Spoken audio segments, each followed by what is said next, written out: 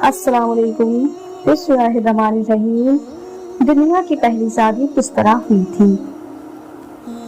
تمام نعمتیں اور آسائش ہونے کے باوجود حضرت آدم علیہ السلام نے جب جنت میں تنہائی اور اجنبیت محسوس کی تو اللہ پاک نے حضرت اماں حوا کو پیدا فرما دیا۔ محمد بن اسحاق حضرت ابن عباس سے روایت کرتے ہیں، حضرت آدم علیہ السلام سو رہے تھے کہ اللہ پاک نے ان کی چھوٹی پسلی سے حضرت حوا سلام اللہ علیہ کو پیدا فرما دیا۔ جب حضرت آدم علیہ السلام نیند سے جاگے تو دیکھا کہ ان کے پاس ایک ایسی مخلوق لیٹی ہے جو ان سے کچھ زیادہ مختلف نہیں۔ تفسیر صافی صفحہ نمبر 5 اور سرا الرضا کی جلد 1 صفحہ نمبر 101 پر لکھا ہے کہ جب حضرت آدم علیہ السلام نے اپنے ہی جیسی خوبصورت مخلوق کو اپنے پاس لیٹا دیکھا تو ان کی طرف دستے مبارک بڑھانے کا ارادہ فرمایا تو فرشتوں نے عرض کی، ٹھہر جائیے، پہلے ان کا مہر ادا کیجیے۔ حضرت آدم نے پوچھا، ان کا مہر کیا ہے؟ فرشتوں نے عرض کی، ان کا مہر یہ ہے کہ آپ ہمارے سردار محمد مصطفیٰ صلی اللہ علیہ وسلم پر 10 مرتبہ درود پاک پڑھیں۔ چنانچہ آپ علیہ السلام نے درود پاک پڑھا اور فرشتوں کی گواہی سے آپ علیہ السلام کا حضرت بی بی حوا سے نکاح ہو گیا۔ روایت میں ہے کہ حضرت آدم اور حوا 60 سال تک جنت میں رہے، لیکن ان کو حق کے جزت ادا کرنے کا حکم نہ تھا اور نہ ہی بچے پیدا کرنے کا۔ حضرت آدم علیہ السلام اور حضرت حوا بڑے آرام اور سکون سے جنت میں رہنے لگے۔ اسی عرصے میں دونوں پر جنت کے کسی بھی حصے میں جانے پر پابندی نہ تھی سوائے شجر ممنوعہ کے۔ شیطان اب ان دونوں کا کھلا دشمن تھا اور اپنی سزا کا بدلہ لینے کے لیے بے قرار بھی۔ ان کی شدید خواہش تھی کہ اللہ کے حکم کی خلاف ورزی کریں۔ شیطان نے ان دونوں کے دلوں میں وسوسے ڈالے تاکہ ان کی شرمگاہ جو ایک دوسرے سے خوشی تھی وہ بے پردہ ہو جائے۔ حضرت آدم علیہ السلام اور حضرت حوا کے لباس کے متعلق یہاں پر 2 طرح کی روایت ہیں۔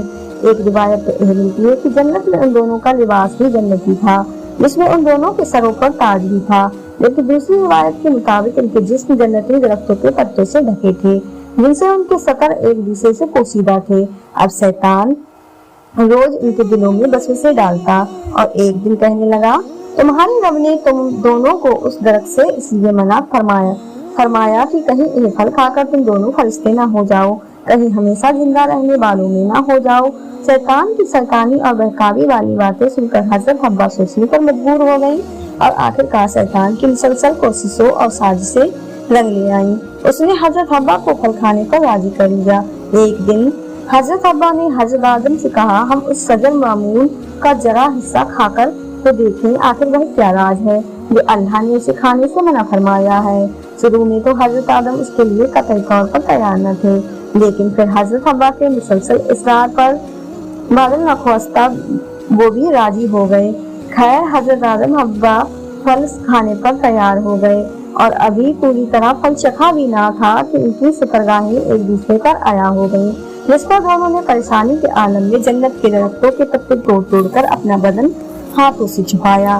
اللہ نے دونوں کو پکارا اور فرمایا، کیا میں نے تم کو منع نہیں کیا تھا کہ اس درخت کا پھل نہ کھانا اور شیطان کے برگلانے میں نہ آنا؟ یہ تمہارا کھلا دشمن ہے۔ دونوں نے جب اللہ کی پکار سنی تو مارے خوف الہی کے کانپ اٹھے۔ اللہ پاک پھر فرمانے لگا، اب تم دونوں ایک خاص مدت تک زمین پر رہو گے جہاں تم ایک دوسرے کے دشمن ہوگے اور وہاں ہی مرنا اور اسی سے پھر پیدا ہونا ہوگا۔ پھر دونوں کو زمین کی طرف روانہ کر دیا گیا۔ روایت ہے کہ حضرت آدم ہند جبکہ حضرت حوا کو جدہ میں اتارا گیا۔ دونوں ایک دوسرے کو ڈھونڈنے لگے لیکن ایک دوسرے کو ڈھونڈ نہ پائے۔ حضرت سعدی لکھتے ہیں کہ حضرت آدم جب ہند میں اترے تو ان کے پاس حضرہ اود اور جنت کے درختوں کے پتے بھی تھے جن کو انہوں نے زمین پر پھیلا دیا۔ حضرت ابن عباس سے مروی ہے کہ حضرت جبرائیل حضرت آدم کے پاس آئے اور گندم کے ساتھ دانے بھی لائے۔ حضرت آدم نے پوچھا، یہ کیا ہے؟ عرض کیا، یہ اس درخت کا پھل ہے جس سے آپ کو روکا گیا تھا لیکن آپ نے تناؤ کیا۔ فرمایا، تو اب میں اس کا کیا کروں؟ عرض کیا، اس کو زمین میں بو دیجیے۔ حضرت آدم ایک طویل عرصے تک اللہ کی بارگاہ میں روتے رہے۔ ایک دن اللہ پاک حضرت آدم کی گریہ جاری پر رحم آیا تو اللہ نے حضرت جبرائیل کو بھیجا کہ آدم کو معافی کی خوشخبری سنا دو۔ حضرت آدم علیہ السلام خوشی سے سرسار بارگاہ خداوندی میں سروس جود ہو کر شکر بجا لائے۔ پھر حضرت جبرائیل انہیں لے کر مکہ آئے۔ जहाँ हजरत आदम ने काबा शरीफ की बुनियाद रखी और हजरत असवद को काबा की दीवार पर नस्ब फरमाया। फिर उसके गिर्द तवाफ किया।